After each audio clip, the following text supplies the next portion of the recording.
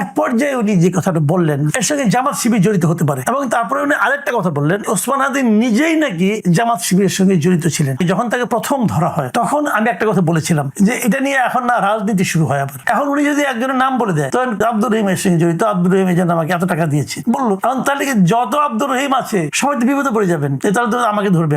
এখন ফয়সাল বললেই কি সেটা গ্রহণযোগ্য? ফয়সাল তো একেবারে এক এক কথা বলছে, ফয়সালের কথার উপর আপনি কতটুকু নির্ভর করবেন। কিন্তু আমি নিশ্চিত এই যে উনি জামাত শিবিরের কথা উচ্চারণ করেছেন, এতেই কিন্তু এখন জামাত শিবিরের বিরুদ্ধে নানা ধরনের রাজনীতি শুরু হয়ে যাবে। বলা শুরু হবে জামাত এরকম করে, বলা শুরু হয়ে যাবে জামাত ইচ্ছাকৃত ভাবে এই ইলেকশনে এগিয়ে থাকার জন্য এই কাজটা করেছে, বলা হবে জামাত আগে থেকেই নির্বাচন পিছিয়ে জায়গাটা চাচ্ছিল, এই ঘটনার মাধ্যমে নির্বাচনটাকে পেছানোর জন্য তারা চেষ্টা করেছে। এগুলো কিন্তু আলোচনা হতে থাকবে। আবার এটার উপর ভিত্তি করে আপনি তদন্ত চালাবেন সেটাও আমি বলছি না, কারণ আপনি এইটার উপর ভিত্তি করে চালান তাহলে ফয়সালকে আপনি সত্যবাদী হিসেবে বিবেচনা করছেন। ফয়সালকে সত্যবাদী লোক, খুব ভালো লোক, ভদ্রলোক, কাজে কতটুকু কি বলছে তার উপর নির্ভর করে আমি মনে করি এমন কোন সিদ্ধান্ত নেওয়া যাবে না যেটা নিয়ে আবার নতুন অন্য ধরনের রাজনীতি হতে পারে। এবং আমি মনে করি এই সময় সরকারের কি কাজ, সরকারের কি দায়িত্ব, যত দ্রুত সম্ভব ফয়সালকে এদেশে ফেরত আনার চেষ্টা করা। আমাদের স্বরাষ্ট্র মন্ত্রণালয়কে সে ধরনের কোনো চেষ্টা করেছেন আমার মনে হয় করা উচিত, কারণ ফয়সাল যে কাজটা করেছে সেটা ঘটনা ঘটেছে বাংলাদেশে। ভারতের কিন্তু এই বিচারে কোনো ইখতিয়ার নাই। সে ভারতের সঙ্গে যে অন্যায়টা করেছে, ভারতে উনি অবৈধভাবে ঢুকেছে,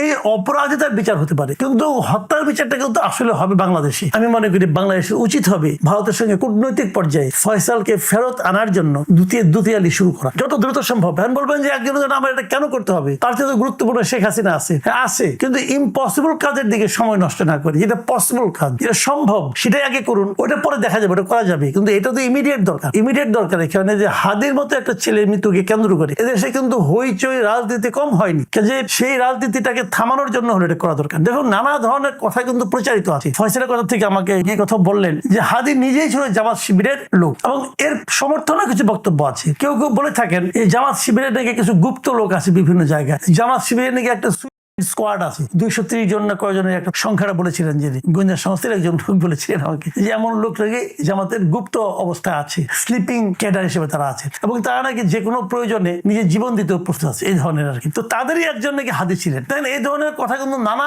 ধরনের কথা, এগুলো হয়তো উর্বর কল্পনা প্রসূত কথা হইতে পারে। এই কথাগুলো কিন্তু বাজারে ছড়তে থাকবে যতক্ষণ পর্যন্ত না তাকে আপনি আপনার কাছে না আনতে পারবেন। দূরে থাকলে অনেক কিছু হবে, এক একজন এক একটা বলবে, কেউ তো চ্যালেঞ্জ করবে না, তাই না? কাজে এই চ্যালেঞ্জ গুলো যাতে না করতে হয়, যেন সবকিছু মিলে আমরা যেন একটা সমাধানে পৌঁছতে পারি, আমরা যেন একটা প্রকৃত ঘটনাটা কি সেটা যেন জানতে পারি। এই জন্য যত দ্রুত সম্ভব এই ফয়সাল এবং আলমগীরকে এদেশে ব্যাক করা দরকার। আমি সবসময় একটা কথা বলি, আমি আমাদের দেশে কোন রাজনৈতিক ঘটনাকে কেন্দ্র করে জাতিগত বিভক্তি চাই না, জাতিকে আর বিভক্ত করেন না।